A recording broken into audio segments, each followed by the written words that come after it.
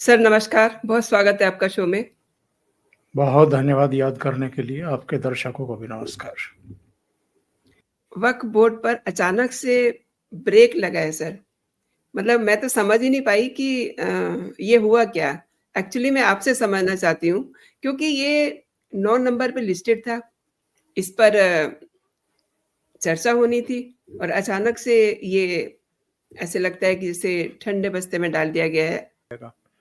जी, तो ये बात तो ठंडे बस्ते में डालने वाली बात तो तब भी की गई थी जब इसको जेपीसी को सौंपा गया था। जी, क्योंकि लोगों की धारणा ये है ना, एक परसेप्शन ये बना हुआ है कि किसी मामले को अगर तुरंत पारित नहीं कर रही है सरकार और जेपीसी को दे रही है, स्टैंडिंग कमेटी को दे रही है, तो जैसे उसको ठंडे बस्ते में डालने की ही नीयत है।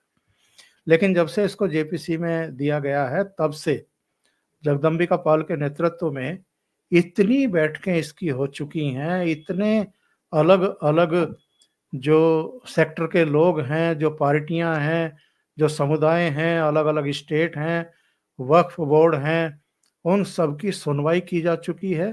दिन रात काम हुआ है।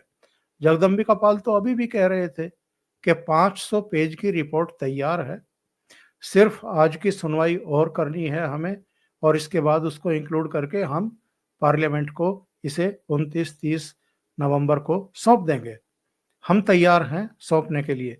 लेकिन कुछ लोगों ने कहा कि अभी उत्तर प्रदेश को नहीं सुना गया, अभी पश्चिम बंगाल को नहीं सुना गया, अभी इसको नहीं सुना गया, उसको नहीं सुना गया। जो लोग एक्चुअल में बहुत जल्दबाज किस्म के लोग हमारे देश में हैं, और मैं सोशल मीडिया मंचों पर भी देख रहा था कुछ लोगों ने किस तरीके से छाती पीटना और माथा कूटना शुरू किया और नरेंद्र मोदी को ये कह करके कोसना शुरू कर दिया कि सब चूंकि अब हरियाणा के चुनाव निपट गए, झारखंड के निपट गए, महाराष्ट्र के निपट गए, तो अब ठंडे बस्ते में डाल रहे हैं। जनता से वादे किए गए थे कि इसी शीतकालीन सत्र में पेश भी होगा, पारित भी होगा, क्या कर दिया। अरे भाई, होश की दवा खाओ। प्राइम मिनिस्टर आप हैं या नरेंद्र मोदी हैं? इस देश के गृह मंत्री अमित शाह हैं या आप हैं? गवर्नमेंट आप रन कर रहे हैं या वो कर रहे हैं? उनको अच्छे तरीके से पता है किस सब्जेक्ट को कब पार्लियामेंट के समक्ष लाना है, कब उसे पारित करना है। और अगर कुछ लोग कुछ मुद्दों को लेकर के उसमें ऐतराज कर रहे हैं कि साहब अभी ये काम नहीं हुए हैं, इनके लिए और टाइम दिया जाए, तो उन्होंने दे दिया। ठीक है भाई, और टाइम ले लो। कितने महीने का? आम तौर पर बजट आजकल 1 फरवरी को पेश हो जाता है। तो अभी हम नवंबर एंड में खड़े हुए हैं, तो दिसंबर और जनवरी 2 ही महीने तो हैं। 2 महीने में ही आपने छाती पीटना शुरू कर दिया और प्रधानमंत्री को कोसना शुरू कर दिया। मतलब वो कह रहे हैं कि बजट सत्र समाप्त होने से पहले ये पेश कर दी जाएगी। पेश करने का मतलब पास भी हो जाएगी। तो अब नहीं हो रही है, 2 ढाई महीने बाद, 3 महीने बाद वो पास हो जाएगी। बजट सत्र 2 चरणों में होता है। एक, जब उसको बजट को पेश किया जाता है, और चूंकि नया साल शुरू हो जाएगा तो राष्ट्रपति का फिर से अभिभाषण होगा। राष्ट्रपति के अभिभाषण पर प्रधानमंत्री का जवाब भी होगा। तो जरा प्रधानमंत्री के जवाब का भी इंतजार कर लें कि वो क्या जवाब देंगे। उसके जी। बाद फिर बजट पेश होगा, फिर बजट बजट पारित होगा, उस पर बहस होगी, और उसी समय न केवल ये वक्फ बोर्ड संशोधन बिल पेश होगा और पारित होगा। देखते जाइए मनविंदर जी, और ये जितने छाती पीटने और माथा कूटने वाले लोग हैं, ये भी देखेंगे कि जनवरी फरवरी के बाद इतने विधेयक आने हैं, इतने फैसले होने हैं, ये सब भी अपना माथा पकड़ेंगे, अपने सिर के बाल नोचेंगे कि ये क्या हो गया है नरेंद्र मोदी को और उनकी सरकार को। इतने फैसले 2025 में होने हैं। सर जो विरोधी खेमा है, वो एक बात और उड़ा रहा है कि हमने लास्ट शो में बात भी की थी कि संविधान में वक्फ की कोई जगह नहीं है। तो वो एक पंच लाइन को लेकर के हल्ला कर रहे हैं। क्या कहते नहीं हैं नहीं, इस पे? उन्होंने ये बात तो जी, प्रधानमंत्री नरेंद्र मोदी कह रहे हैं ना कि संविधान में जी, वक्फ का कोई स्थान ही जी, नहीं है, कोई जिक्र ही नहीं है। जी। और डॉक्टर अंबेडकर के नेतृत्व में जो संविधान तैयार किया गया था, उसमें हुँ, हुँ। वक्फ की कोई किसी तरह की कोई अवधारणा ही नहीं है। हुँ, ये तो हुँ। बाद में बना है, ये संविधान के इतर बना है और बाद में इसको गलत तरीके से पावर्स दी गई हैं। और यही बात तो सनातनी कह रहे हैं कि भाई अगर वक्फ बोर्ड है, अगर अल्लाह के नाम पर जमीन है, जो पाकिस्तान चले गए, उन्होंने वक्फ को अपनी संपत्तियां दे दी, क्यों दे दी भाई? किस आधार पर दे दी? किस कानून के तहत दे दी? कोई तरीका है क्या? फिर तो जो हिंदू वहां अपनी जमीन छोड़ करके पाकिस्तान से भारत में आए थे, उनकी जमीनें भी वहां एक सनातन बोर्ड जो है गठित कर दिया जाता, सनातन धर्म बोर्ड, और वो उसके सुपुर्द कर दी जाती। ऐसा पाकिस्तान में तो हुआ नहीं। वहां तो मुसलमानों ने उन सारे घरों पर, संपत्तियों पर, जमीनों पर कब्जे कर लिए। यहां पर अल्लाह के नाम क्यों कर दिया आपने? कैसे कर दिया आपने? किस कानून के तहत कर दी? और जो मनमर्जी चल रही है, किसी भी अभी उदय प्रताप कॉलेज वाराणसी का 115 साल पुराना, और 2 जी, दिन जी। पहले योगी योगी आदित्यनाथ वहां उसके स्थापना दिवस समारोह में होकर के आए हैं। हुँ, हुँ। आज हम खबर सुन रहे हैं कि वहां के वक्फ बोर्ड ने उदय जी। प्रताप कॉलेज जो 100 साल से भी पुराना है, उस पर भी जी, कह दिया जी। कि ये हमारी जमीन पे बना हुआ है।